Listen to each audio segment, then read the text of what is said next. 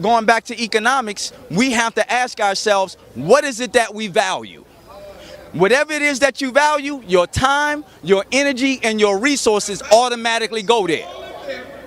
You see, the reason why we spend our money, 98% of what we make outside of our community, is because 98% of what we value is outside of our culture. That's why. That's what we're dealing with. 98% of what we value is outside of our culture. So a part of what we have to do is put value back in the culture. You see, the culture got to be fly. Being African cannot be synonymous with being poor. It can't. You see, being African got to be fly. We got to be able to market our clothing, our shoes, our everything to these young people, because they're bombarded with images and people telling them what to spend their money on. Now, I live in Atlanta. I drive through the West End all the time. I see billboards with $1,500 shoes in an impoverished black community. How is that possible? You see? Because the psychology of most of our people says to see value in European culture. That's what the cultural construct of capitalism tells us. So the way that we are spending our money in capitalism is not wrong, y'all. Capitalism tells you to spend your money with white folk because it tells you that the value is in European culture. There you go. And under capitalism, it is. You see, that's what we're dealing with. So you want to know how close you are to liberation? Look in your damn closet. Give it up, family. What's good? What's happening? Y'all know what it is. Well organized lie. The piece of disorganized truth. Every time. So we here with Brother DJ. What's going on, bro? Good. Hey, you know we here to really organize that truth. The truth is we're lagging behind in economics, and the brother has an excellent plan. It's actually operating and is in effect. We're just gonna need a lot more support because it's a progressive program. He's gonna go into the ins and outs. We at Clark, Atlanta University, right? Beautiful campus, and it is what it is. So, brother DJ, let's talk about Ulu for a minute. What inspired you to even begin to start Ulu? You know, first off, appreciate you for allowing me this opportunity to speak to the family. I got started with Ulu back in 2011. It actually didn't even start off as a cooperative. It really started off as kind of like a think tank of some brothers and sisters who sat at the table and decided to begin to craft a model by which we could change our situation economically as a people. So we didn't really know what it was going to look like, but we knew that we needed to engage in a process by which we could present a plan and a process to our people by which we could, you know, solve our problems. So out of those series of meetings and conversations, we decided to form a cooperative, which eventually became UsLiftingUs Economic Development Cooperative, because we learned through research and study that a cooperative model really is consistent with our culture as African people. It's in keeping in line with who we're supposed to be, morally, ethically, spiritually, and all of those things. It's just in how we organize our economics. So out of those series of meetings came UsLiftingUs. Okay, and that's very interesting. We're gonna get into, you know, is it any working models that people can look at and see how this works? We're gonna get into that. But I want to make a statement. I want to say that our biggest problem is us supporting us. That's why I like the, you know, name us. You know what I mean? Other than us, that's important. And you can tell in our communities that we don't support ourselves based off the fact that we live in hoods. Not all of us, but some of us do, right? And that's based off of the community not having the money, not owning and operating the money-making mechanisms in the community. And so we allow other people, right, to control the money-making mechanisms and take the money out and build their communities. They have strong communities based off of the monies of our people. And so are you saying that uplifting us is a solution to that problem? Exactly, that's what we're saying, because, you know, Dr. Claude Anderson, noted economist, says that 98% of the money that comes into the black community goes out of the black community within a few hours, right? Meaning that we're not able to recirculate those dollars in order to solve many of the problems that we see. UsLiftingUs takes the position that The reason why 98% of what we make we spend outside of our community is because 98% of what we value is outside of our culture, right? And so going back to your question, we have a cultural disconnect. We don't see value in our culture as a people. So consequently, we ride past black-owned businesses in favor of businesses that operate according to a European construct. You see what I'm saying? So one of the things that UsLiftingUs was faced with addressing from the onset is how do we put value back in our culture? We had to be able to answer that fundamental question because, you know, some people say, well, if we just open more black businesses, we can solve the problem. That's not going to solve the problem because we got to understand that most of the businesses that we have in our communities are not even being patronized on the level that they need to be viable. You know what I mean? So our people are still culturally orientated to support white-owned businesses or really to support European culture. And so we have to address that issue because, again, just creating more black businesses creates more black businesses for Ray and Man to ride past, you know, looking for what they see value in. You know what I mean? And so the economic question is how do we organize ourselves to solve our collective problems? Many of the social problems that we see in our community are not really problems. They're symptoms of a much larger problem, right? And that common core problem, in my opinion, is that we don't have power and control over our collective lives, you see? And so, as a consequence, our economics is really, the thing about it, the way that economics plays out, we are told how to spend our money in this system, in this capitalist system, because we're told what to put value in. And so, unfortunately, African people of African descent have bought into capitalism so much so that we see the predominant value in European culture. This is why they can market European goods to us and we gravitate to that, whether it be Gucci, Fendi, Michael Kors, you name it. You Facts. see, exactly. All of those things have a certain appeal to our people because we see that as successful. And me and you had, this is what turned me on the issue because I've been a businessman all my life. But we had that conversation in the Apple. Remember that? And you hit me with something I couldn't deny. You said, you can have as many businesses as you want. You can do, but if they don't value the product you have, you know, we got the shoe at RBGs. Niggas footwear, right? But the thing is, people have to value that product. They have to feel proud in purchasing that product, right? That's important. And so even with, say they put value in that, right? So it's a community thing because we got Africa on the sneak and all that. But basically, it needs to support the community at home, Right. Because then we'll become the people who take the money out of the community, go move in the outskirts, live amongst our open enemies and all that, right? So we end up becoming the same thing we claim to fight against. And so I'm thinking uplifting us kind of solve that problem. Now, here's a good question for you. Is there any working models out there that the people can get their hands on and kind of look at? Yes, and that's, let me go before I answer the latter part of that question.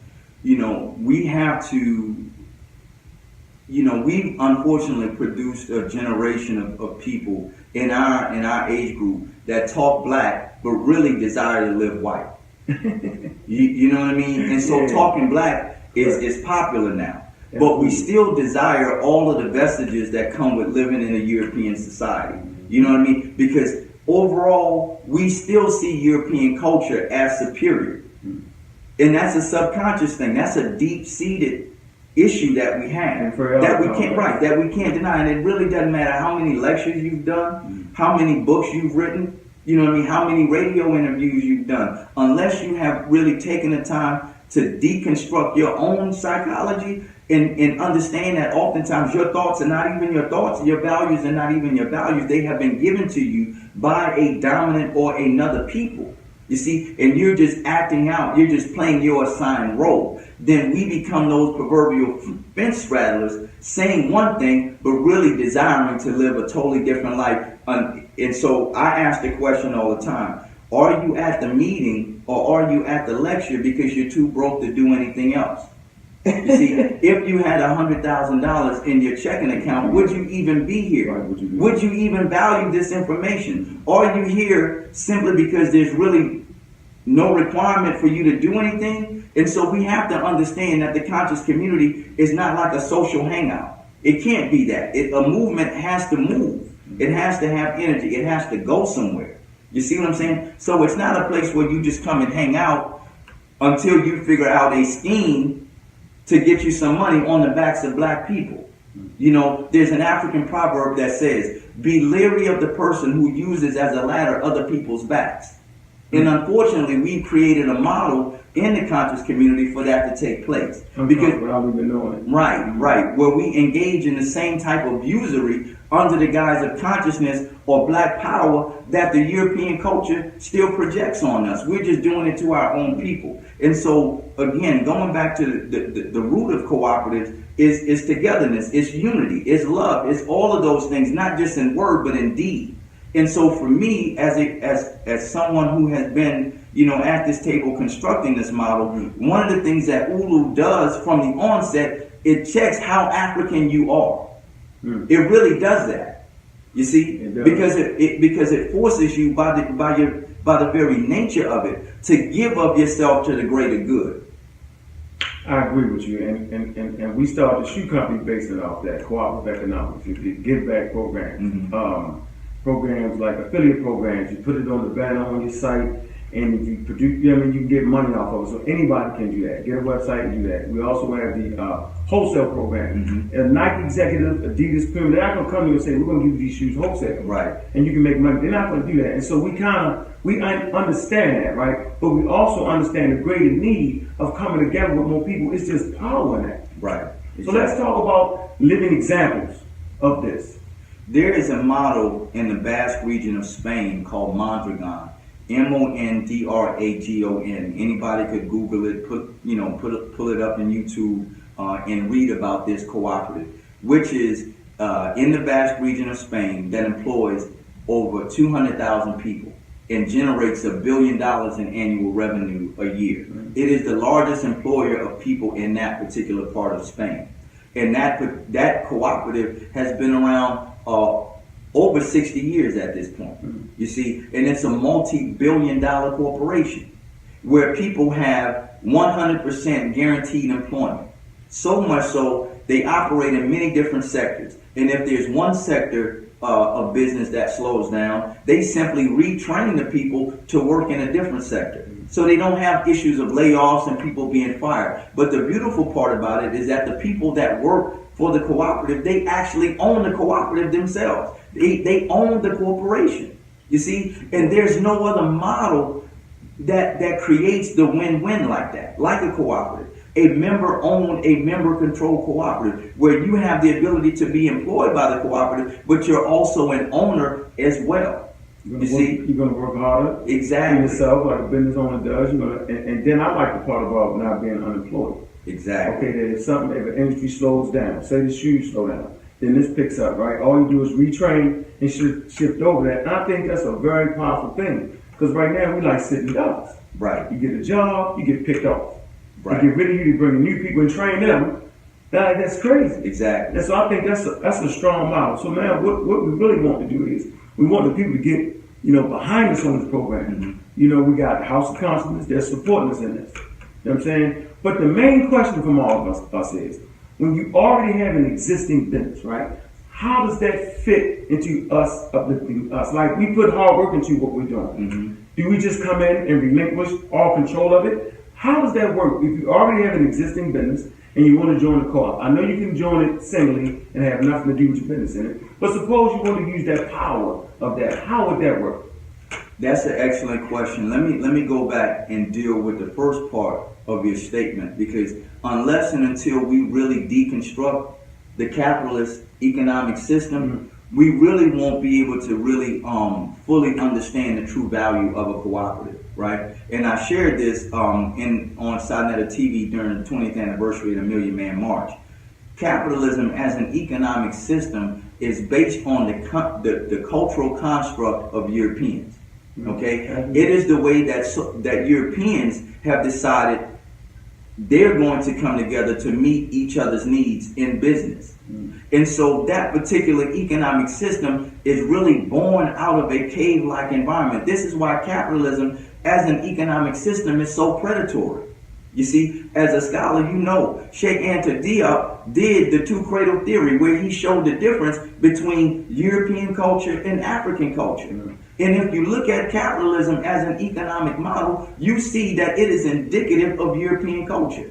It is very aggressive, it is competitive, it's rooted in scarcity and lack. You see, it produces violence, it produces all of the things that we see in our community and across the globe. It needs a host. Exactly. You know, Amos Wilson called it a vampiristic kind of model, right? But then when you look at cooperatives are really indicative of who we are or who we're supposed to be as African people. It's a communal based system. Right. It's no big I's and little U's. We're all equal and we all have value because we are all human. You see, in terms of the African core of being, you see what I'm saying? I am because we are.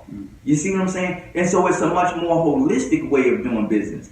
The other point is, being involved in a cooperative economic model does not mean that you cannot create wealth for yourself. You see, it does not mean that. It's just that within the system of cooperatives, we don't want somebody to gain so much wealth that they have the ability to exploit and abuse other people. That's what we're already going through now. Raise prices.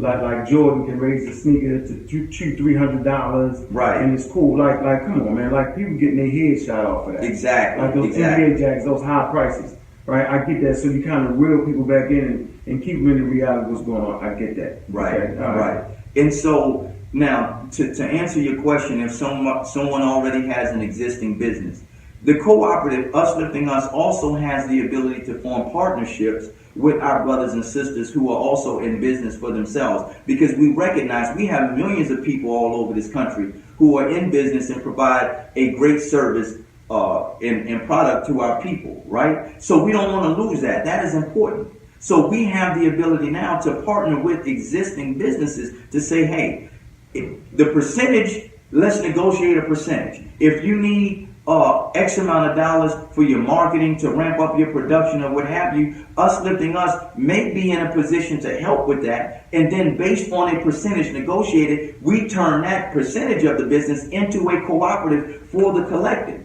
Smart. You see, right, exactly. Because Ulu as a model has to be about the business of creating cooperatives. That's right. Otherwise, we are simply creating a system of capitalism in blackface. You see, which is going to lead to that domination, exploitative kind of thing that we're working so hard to get away from. The other point is this: we have to recognize that predatory capitalism creates an incentive for people to use and abuse other people for the sake of profit. This is why, to your point a minute ago, you can be working a job making $25 an hour, and then the business owners say, well, let's bring someone in who will do the same job for $15 an hour. Walt Disney just did that. They got people out of there, they switched up, changed. You know what I'm saying? They routinely do that. Right, because there's no value in you outside of being an instrument of labor. You see what I'm saying? They don't want to know Ankh as a person, as a man. Right. As a father, you see, they have no desire. You are just an object to be used and abused and then eventually discarded. And some other company picks you up, you'd be more than happy to get picked up by another company and get used and abused again as an instrument of labor. So where does this stop? It doesn't stop because this system was based off of capitalism. Exactly. That's the very reason why we're sitting here in these chairs right now, because it was capitalism, you know what I'm saying, that drove the European machine, right, and enslaving people. That we were product and goods. And so we see that system has not changed. And so that's interesting that you looked at that model and you're bringing it to being. And so we got to support the brother. What's the website? www.usliftingus.com. UsLiftingUs.com. I know the brother, very, very astute in what he's talking about, fearless in his work ethic. And we appreciate you. Sarnetta TV appreciate you. Shout out to Sarnetta and the whole House of Consonants. Honorable Squad Up. We just appreciate the work. And as a matter of fact, how many flyers did you give out at the Million Man Walk? You know, we went up to the 20th anniversary of the Million Man March. We took a delegation of UsLiftingUs members, and we passed out about 50,000 flyers on that day in an effort to get the word out and to really bring awareness to the need for us to be engaged in cooperative enterprise. And the interesting part was when we had a moment to converse with some of the people that were there, many people expressed to me that economics was the main reason they came to the march, to really hear a message pertaining to that, right? You had that message, and you were supposed to get a chance to speak, but the time ran out, and it was just nonsense. But I wish you could have grabbed that stage. That would have been like, that would have did it. We're going to get another moment like that, man. You were supposed to get on that stage with that. You had the economic angst. Okay, so we have been talking about the Million Man March, and you was supposed to get up on the podium. Let's talk about that for a minute. Yeah, I was invited to speak at the march, but you know, ran into some logistical issues in terms of time, so I wasn't able to address the family. But you know, so I look at it as an opportunity delayed, not denied. You know, and that's also part of the reason why I'm here and with SciNet. And I did have an opportunity to, you know, be on SciNet TV during the march. They were there as well. But the thing is, you know, like I said before, I was going to give specific instructions on how we can take charge of the economics of our communities, because that's what we have to do. And in my opinion, cooperatives have to be at the table in any discussion about Black economic empowerment.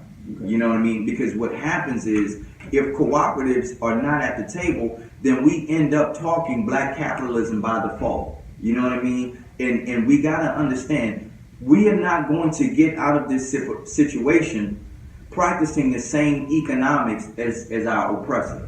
It's not going to happen. Because like I said on SciNet TV, capitalism as a construct is a relationship destroyer for African people.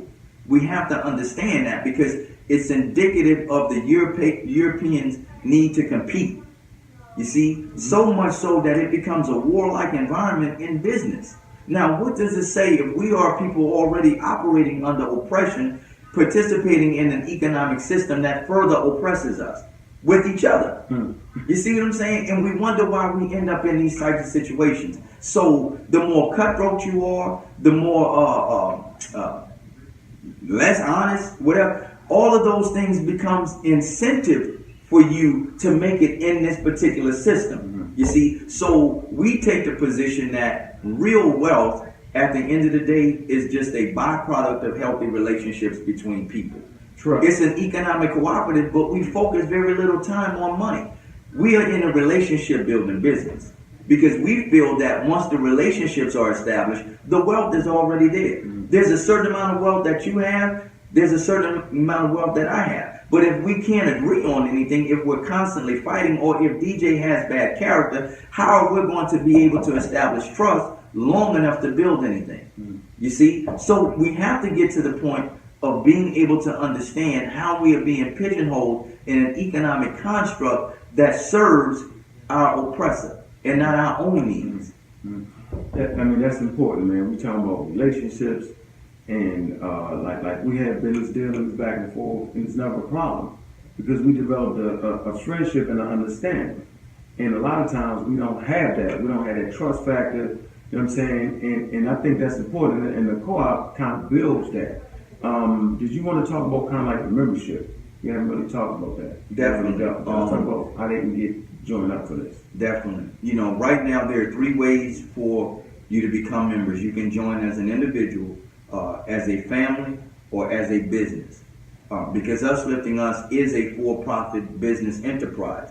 And so there's no limit to the number of members we can have in this organization. Members don't have to reside in the continental United States, and you don't even need to be a U.S. citizen, so to speak, right? So it's truly a global movement that's open to all Africans, regardless of geographic location.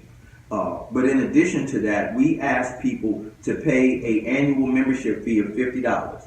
That's really all that's required to maintain an active membership.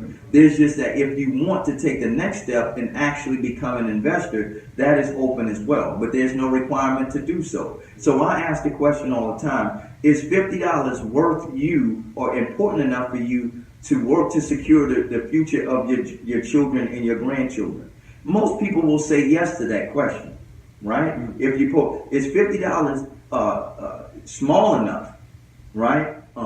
You should sit there and be natural. You good? Go ahead. Yeah, but is $50 enough to help you secure the economic future of your children? And most people would say yes. You see what I'm saying? Right. And basically, that is all that's required. So the membership allows you what? The $50 membership, does it afford you employment? Is that part of that phase? Yeah. When you get to that certain level? Exactly. Exactly. When the whole co-op gets to the point where it can start producing jobs, the $50 lets you know that you're in. Is that what you're basically saying? You're a member, you're in. Right. Well, the $50 primarily goes to us being able to promote the co-op around the world. Mm-hmm. There's certain administrative costs and things like that that are associated, traveling to different cities to promote the co-op, flyers, different things like that, right? But in addition to that, our premise is that we have to build large-scale cooperatively owned businesses that are rooted in our community. So our flagship business enterprise is what we call the UsLiftingUs Market and Exchange, or ULUMART, which is going to be about 150, 175,000 square foot facility that has the ability to employ hundreds of people at a time. So I ask people all the time, picture a big box facility on the size of a Walmart or a Home Depot, that size. And inside of that space, there are hundreds of different businesses operating. A black farmer's market, a movie theater that shows black produced films, right? A lecture hall, food court. But all of these things are owned and controlled by the collective. Mm-hmm. You see, so it becomes that social hub as well as obviously an economic hub for our people. It becomes the place where Ankh can go and give his presentations and not have to worry about the politics not lining up. You see, it becomes the place where people who just might want to hang out can go and connect to Wi-Fi and engage in business, you see, and build those relationships. So that's a part of what we're talking about. But most importantly, it has the ability to employ our young people, you see, and get them acclimated in the process of cooperative economic development from an African perspective. You see, so that they know they don't have to engage in cutthroat behavior for the sake of making money. That there's a way for them to take care of their needs and meet the needs of their responsibilities as a man or as a woman that provides positive, healthy relationships. That's extremely important. Absolutely. You see, but also keeps them culturally connected. So they have a vested interest in promoting the culture. You see, so we are very passionate about this idea and this concept, and we feel that now is the time that our people, in terms of broadly, the general public, is ready for it as well. I think they're ready. So let's talk about the investment stage. Okay, for those brothers and sisters who desire to invest, then we ask that they invest in increments of $1,000, and that secures what we call one co-op unit. They're issued in $1,000 increments, right? And so they will get a return based on the percentage of units that they earn or that they own. You see, so if you have 10 units and I have one, you get 10 times the return that I do. Exactly. But in terms of power, we're all equal because each member has one vote and one vote only. So it's a fully democratic process whereby everybody is equal, regardless of the number of investment units any individual member may own. So it's a way that we don't allow one small group to commandeer the whole process. Correct. Or one person being able to write a big check, you see what I'm saying, and skew the organization their way. No, it's a way that we keep everything above board, but more importantly, all of our members are equal. I get that. So no matter how many units you own, your power is just that one vote. I just wanted to kind of bring that up. That's kind of important. That seems to be a real good, excellent system. So how close are you to getting to the point where we start to open up businesses and how many more people do we need to join to really get the process going? Excellent question. Right now, we're in the middle of our what we call our March to March campaign. March 19th will be our anniversary, so to speak, where we meet as an organization, all of our members from all over the country, all over the world, really, because we're in 7 countries. We primarily come to Atlanta to discuss member business, but also we invite the general public to learn more about this particular brand of cooperatives. And with the March to March campaign, we are in the phase of building membership. Our goal is to be at 1,000 members by March 19th. Okay. So we're about a quarter of the way. We're a little bit more than a quarter of the way there. Okay. Right? And so we need current members to begin to reach out to prospective members, but we also, by way of this video, it's important for other people to connect with the process as well. And so with 1,000 members, we feel that that will be enough of a buy-in from our people to go to the next phase, to begin to capitalize the venture. We're not requiring our people to invest at this point. We just want them to be confident in this process enough to join. And then come March 19th, we will lay out the next phase of the plan, which is actually capitalizing the business for the purpose of purchasing that first UsLiftingUs market and exchange, retrofitting it so that it can, be able to create those jobs. But we're in stage 1 right now, which is the building of the membership to that target amount of 1,000 members. But again, because it's a for-profit, we're going to go well beyond 1,000 members. Correct. We see UsLiftingUs having membership into the millions. Right? And that's when it becomes the power. I get that. Right. But our focus right now is getting this first market and exchange up and running. Correct. Because we feel once that first market and exchange is up and running, that becomes a global story for our people. Right. Because it's something that we have done with our own resources. We didn't go out to the white community, the Hispanic community, or whatever. We raised this money ourselves and said, hey, based on the spirit of self-determination and self-reliance, this is what we feel we must do, and this thing is reflective of who we are as a people. Let me tell you what kind of attracted me to it. The fact that you allow the members, right, to look at the bookkeeping. And I'm thinking this is very, very essential. Not throwing any shots, right? But it shows the Africanness. It shows the openness of the co-op to see just how things are being run. That funds aren't being misappropriated. Right. And I think this is essential, right, in this particular co-op. Right? You want to kind of talk about that for a minute? That's an extremely important point. Everything in terms of co-op business operates above board. Primarily because our members own it also. So it's not a DJ thing. Okay. DJ can't hide the books, can't cook the books. We've got members that are CPAs. Right. You know what I mean? We've got members that run their own business. They're used to bookkeeping and things like that. Right. You see what I'm saying? So because they are also owners, they say what goes. In other words, I need you to email me the latest financial report. Guess what? There you go. Right. Every 30 days, our members get an update on not just the number of members that we have, but also all of the different accounts that we have, including our escrow account. You see? So all members are able to keep track of that. That's deep. Because they own it. And there's a responsibility that comes with ownership. Because again, it is important for our members to feel confident in this process enough to talk about it to their family members, friends, and co-workers. You see, so if something ain't right in terms of the records, then you're not going to go out and promote this thing because you got questions yourself. And that's what we're suffering from in this particular community. The ability to see, what are you doing with our funds? It's been 2-3 years now. Where is it going at? Where are we in the process? Why is a person from the outside of the situation able to throw shots and crush the whole infrastructure? Because we really don't know what's going on with the books. And I think that's deep right there. Now, see, now y'all got a good answer, right, to that question. And so now y'all feel confident if you join the co-op. And I'm sure everybody who cares about black people, right, here's a process we've been looking for, DJ. You know what I'm saying? And I'm really appreciating you putting this work. I seen you from the infancy of it. Right now, what about people trying to be founders? What does that take? That's another good question.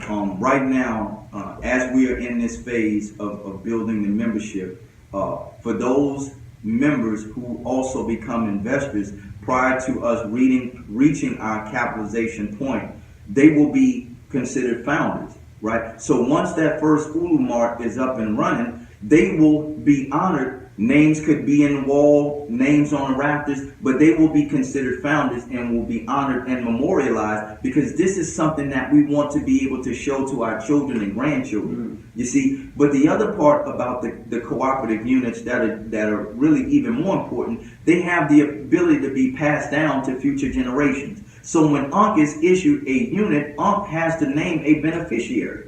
You see what I'm saying? And based on the number of units that you own, you will be able to pass that along to your children and grandchildren, and they also have the ability to accumulate wealth from the sacrifices that you made. Facts.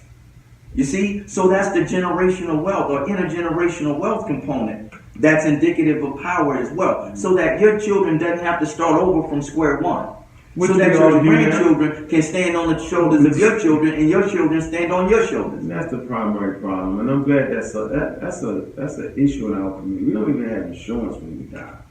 We don't have anything to pass on. That's why they're so fucking angry. Excuse my language, but that's why they're so angry, because we're not leaving them anything. So us uplifting us allows you that. Exactly. That's the key point right there. See, we're hitting on key points right here.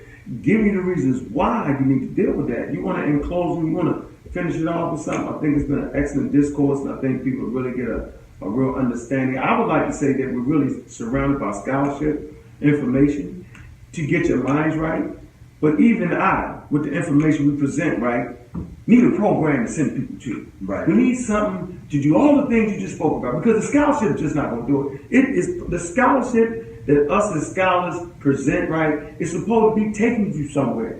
That's why we formed the Umbrella Squad, because the scholarship wasn't taking us nowhere. We was flying in the cosmos somewhere. You know what I'm saying? Floating through the air. Not trying to be funny, but that's the truth. And so as scholars, we all need programs that we can, once the people's minds are right, we can now send them in a place where they're understanding Africa to the point where they can trust you. Right. And that's when you come in. And so what I like about us uplifting us, it does not dirty your brain. Right. It does not dirty the scholarship. You're not concerned about if you believe in this God or that God, or you're atheist if you're not.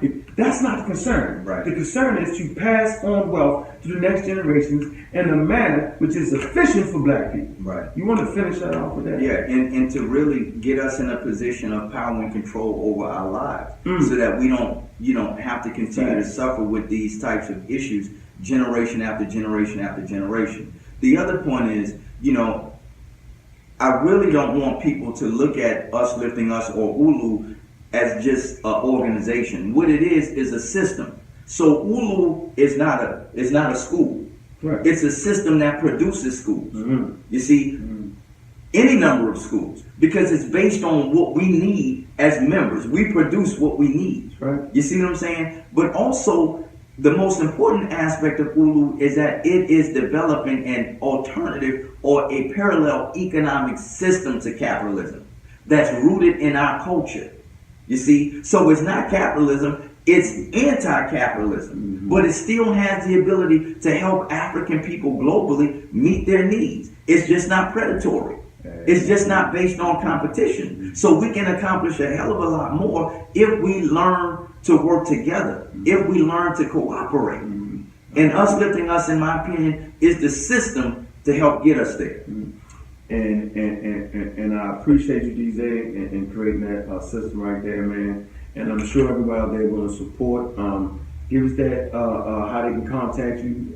You said that upcoming events, kind of speak to that so we can close it out. It's very, very important. Definitely. And the website again is www.usliftingus.com. Like us on Facebook.